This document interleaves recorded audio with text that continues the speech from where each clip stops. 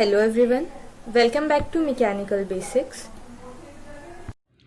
In previous lectures, I told you about thermal equilibrium, zeroth law of thermodynamics and temperature scale. Make sure to watch our previous videos for more basic content. Today I am going to tell you about heat capacity, specific heat capacity, molar specific heat capacity. So let's start with our first topic, that is heat capacity.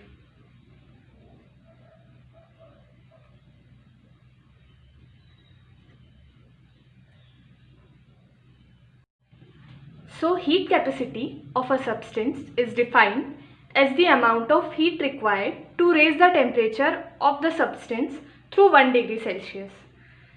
ये इसकी proper definition है. Let's see an example for this.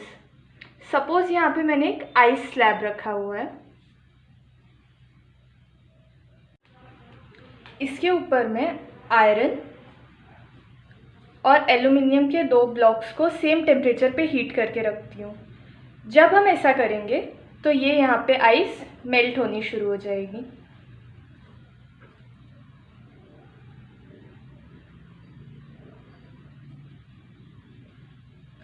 जब ये ice melt होनी शुरू होगी तो हम देखेंगे कि दोनों में अलग अलग अमाउंट आइस मेल्ट हुई होगी, सेम अमाउंट की नहीं हुई होगी.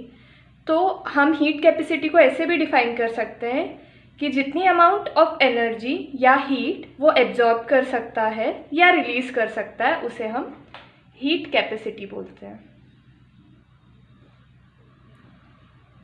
So let's see it's formula. तो हीट कैपेसिटी होता है, हीट कैपेसिटी को हम एस से डिनोट करते हैं और ये होता है heat absorbed, Q that is heat upon change in temperature.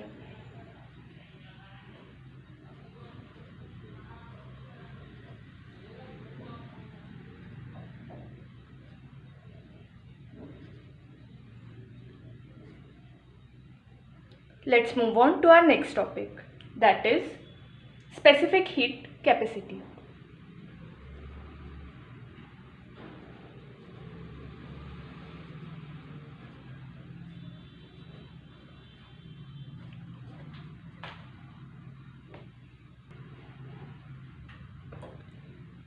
So specific heat capacity is defined as the amount of heat required to raise the temperature of 1 gram of substance through 1 degree Celsius.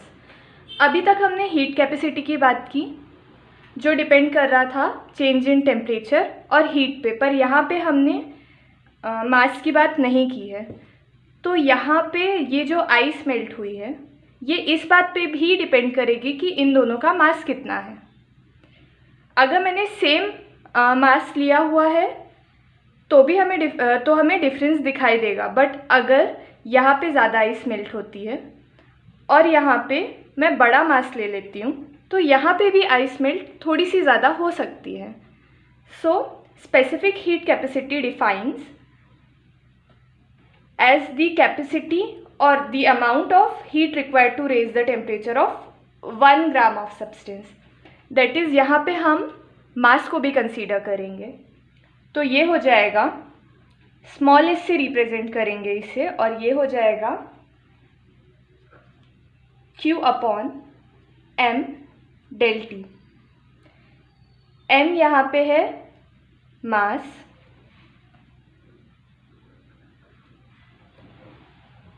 Del T है change in temperature,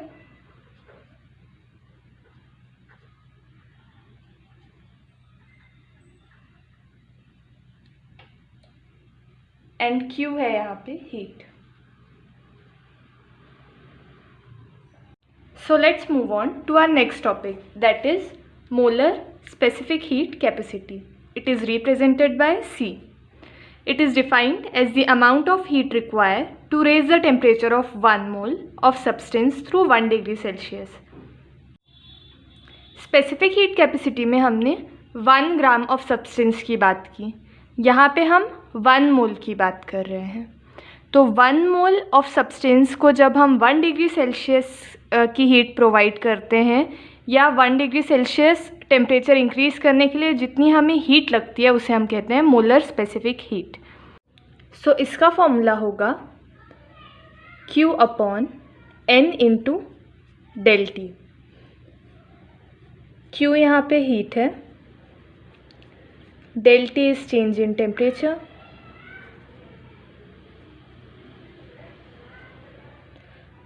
और जैसा कि पिछले फॉर्मूले में यहाँ पे मास था स्पेसिफिक हीट कैपेसिटी में, अब हम यहाँ पे मोलर स्पेसिफिक हीट कैपेसिटी की बात कर रहे हैं, तो यहाँ पे m की जगह n आ जाएगा, that is number of moles.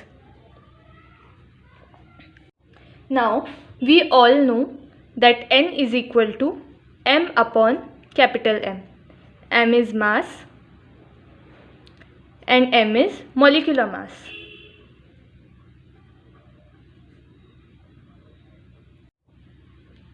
जब हम इसे इस फॉर्मूले में अप्लाई करेंगे तो ये फॉर्मूला बन जाएगा C is equal to Q upon small m upon capital M into del T.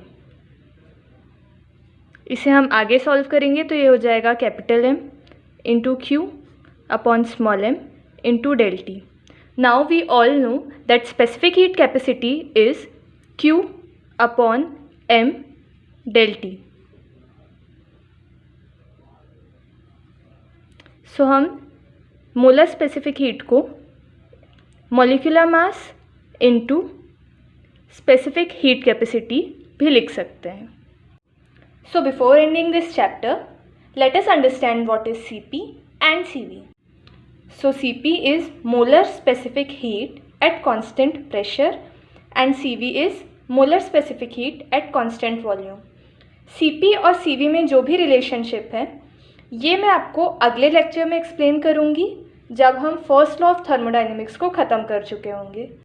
So here ends our first chapter, that is basic concepts of thermodynamics. Thanks for watching. Please like, share and subscribe our channel for more content. You can also comment your suggestions in the comment section. Thank you.